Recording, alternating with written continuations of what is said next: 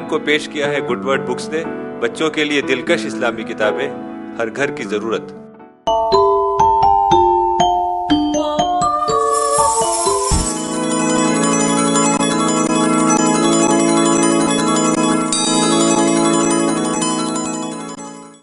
تو سارے 10 کے 10 بھائی ایک قافلے کے ساتھ ہو گئے اور مصر کے لیے انہوں نے سفر کیا. وہ لوگ لمبے سفر کے بعد مصر پہنچے اور سیدھے جو اناج کا خزانچی تھا، یعنی chief of the store house, اس کے ہاں پہنچے. اور حضرت یوسف علیہ السلام ظاہر اناج کے خزانچی تھے. انہوں نے جیسے دیکھا کہ یہ 10 بھائی کنعان سے آئے ہیں، فوراً انہوں نے پہچان لیا. لیکن ان 10 بھائیوں نے ان کو نہیں پہچانا، چونکہ ان کو گمان بھی نہیں تھا کہ ایک شخص جس کو ہم نے برسوں پہلے کنویں میں ڈالا تھا وہ اتنے اعلیٰ مقام پر کیسے پہنچ سکتا ہے. تو حضرت یوسف علیہ السلام نے پہچان لیا، لیکن انہوں نے بتایا نہیں کہ میں یوسف ہوں، میں تمہارا بھائی ہوں، اور اس کو راز میں رکھا. اور بڑے عزت سے ملے اور بہت خاطرداری کی اور کافی اناج دیا. اور انہوں نے فیملی کے بارے میں پوچھا. جو بھائی تھے 10، انہوں نے بتایا کہ ہمارے ہاں ایک ہمارا بوڑھا باپ ہے، ہماری ماں ہے، ہمارا ایک چھوٹا بھائی ہے. تو انہوں نے کہا کہ ایک اور ہمیں اونٹ دے دیا جائے، ایک اونٹ سامان ہمیں اور دے دیا جائے، تاکہ جو ہمارا چھوٹا بھائی ہمارے ساتھ نہیں آ سکا اس کے لیے بھی ہم سامان لے لیں، اس کے لیے بھی اناج لے لیں. تو حضرت یوسف علیہ السلام نے کہا کہ نہیں، ہمارا اصول یہ ہے کہ ہم ایک شخص کو ایک اونٹ اناج دیتے ہیں. تم اگلے بار اپنے بھائی کو لانا، اپنے چھوٹے بھائی کو لانا. تم نے میری سخاوت دیکھ لی، میری جنراسٹی دیکھ لی، میں اس کو بھی اناج دوں گا. لیکن بھائیوں نے اصرار کیا. تو حضرت یوسف علیہ السلام نے کافی زور سے یہ بات کہہ دی کہ نہیں، اگر تم اگلے بار اپنے بھائی کو نہیں لائے تو تم کو بھی اناج نہیں ملے گا. تو خیر بھائی واپس گھر کی طرف نکلے. پھر انہوں نے ایک لمبا سفر کیا مصر سے کنعان کے لیے، اور سفر کر کے جب گھر پہنچے اور اپنا سامان کھولا تو انہوں نے دیکھا کہ وہ ساری چیزیں انہیں واپس کر دی گئی تھیں. جو چاندی کے سکے وغیرہ وہ لے گئے تھے اناج خریدنے کے لیے، وہ حضرت یوسف علیہ السلام نے ان کے سامان میں واپس رکھ دی تھیں. تو وہ بہت متاثر ہوئے اس برتاؤ سے، اور انہوں نے اپنے والد سے کہا کہ ہمیں اور کیا چاہیے کہ ہمارا سامان واپس مل گیا اور ہمیں اتنا اناج مل گیا. پھر کچھ عرصے کے بعد جب اناج پھر ختم ہونے لگا تو حضرت یعقوب علیہ السلام نے کہا کہ اپنے بیٹوں کو بلایا اور کہا کہ پھر سے تم جاؤ مصر سے، اور پھر سے مصر سے جا کے اناج لاؤ، تاکہ یہاں ہماری فیملی کی جو مشکلات ہیں وہ دور ہو سکیں. تو بھائیوں نے کہا کہ اگر ہم اس بار بنیامین کو نہیں لے کے گئے تو ہمیں بھی اناج نہیں ملے گا. مصر کے وزیر نے ہم سے کہا ہے کہ اگر تم اپنے چھوٹے بھائی کو نہیں لائے تو ہم تم کو بھی اناج نہیں دیں گے. تو اس بات کو سن کر حضرت یعقوب علیہ السلام نے کہا کہ میں ہرگز بنیامین کو تمہارے ساتھ نہیں بھیج سکتا، کیونکہ تم نے اس سے پہلے یوسف کے ساتھ جو برتاؤ کیا ہے وہ مجھے ابھی بھی یاد ہے. لیکن جب بھائیوں نے بہت اصرار کیا تو حضرت یعقوب علیہ السلام نے کہا کہ ٹھیک ہے، تم کو میں اجازت دوں گا، لیکن تم سب خدا کو حاضر ناظر مان کے عہد لو کہ بنیامین کی حفاظت کرو گے اور اس کا خیال کرو گے اور اس کو حفاظت سے واپس لاؤ گے. تو سارے بھائیوں نے اللہ تعالیٰ کو حاضر ناظر مان کر عہد لیا کہ ہم بنیامین کی حفاظت کریں گے اور اس کو حفاظت سے واپس لائیں گے. تو حضرت یعقوب علیہ السلام نے اللہ کے بھروسے پر کہا کہ ٹھیک ہے، میں بنیامین کو تمہارے ساتھ جانے دوں گا. لیکن انہوں نے ایک مشورہ دیا کہ تم سب بھائی ایک ساتھ ایک دروازے میں داخل مت ہونا. یعنی جب تم پہنچنا مصر تو وہاں پر ایک دروازے سے مت داخل ہونا، بلکہ الگ الگ دروازوں سے داخل ہونا. غالباً جس شہر میں انہیں جانا تھا، میمفس شہر میں، وہ والڈ سٹی رہی ہوگی. جیسے ہمارے ہاں دلی پرانے زمانے میں والڈ سٹی تھی، یہاں دلی گیٹ ہے، اجمیری گیٹ ہے، کشمیری گیٹ ہے. ایسے ہی غالباً وہ سٹی بھی والڈ سٹی رہی ہوگی اور اس میں کچھ گیٹس رہے ہوں گے. تو حضرت یعقوب علیہ السلام نے یہ مشورہ دیا کہ تم الگ الگ گیٹ سے داخل ہونا. ان کا غالباً یہ خیال تھا کہ اگر ایک ساتھ 11 لوگ ایک گیٹ سے داخل ہوں اور اجنبی ان کا حلیہ ہو تو لوگ یہ سمجھ سکتے ہیں کہ کوئی مسئلہ تو نہیں پیدا کرنے یہ لوگ آ رہے ہیں.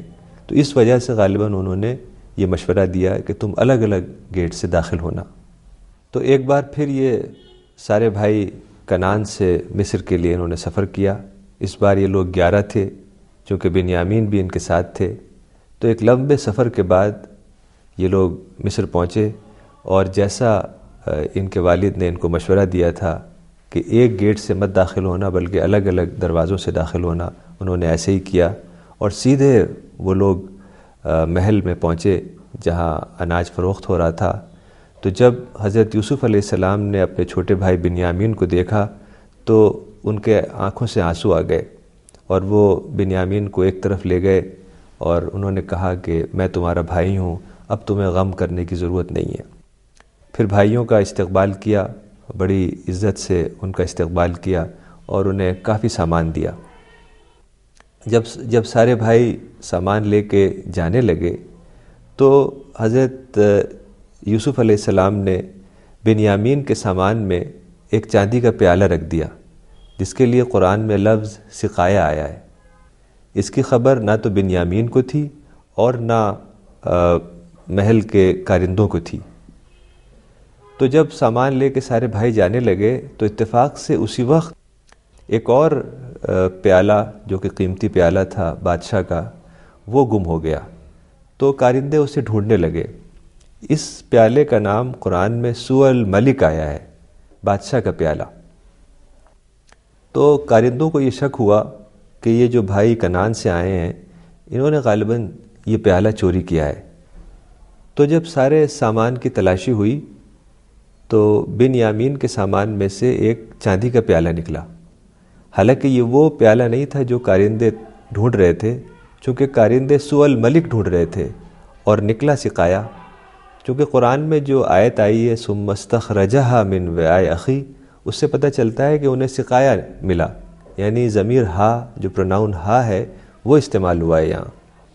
لیکن اس وجہ سے جو کارندے تھے انہوں نے دیکھا کہ ایک قیمتی پیالہ ان کے سامان میں سے نکلا ہے تو انہیں چوری کے الزام پہ روک لیا.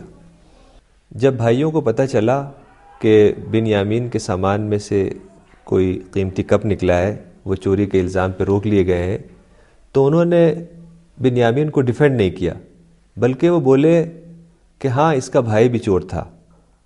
یعنی انہیں ڈیفینڈ کرنا چاہیے تھا، انہیں یہ کہنا چاہیے تھا کہ اگر بنیامین کے سامان میں سے کوئی قیمتی کپ نکلا ہے تو اس کا مطلب یہ تھوڑی ہے کہ وہ چور ہے، ہو سکتا ہے غلطی سے کسی نے رکھ دیا ہو.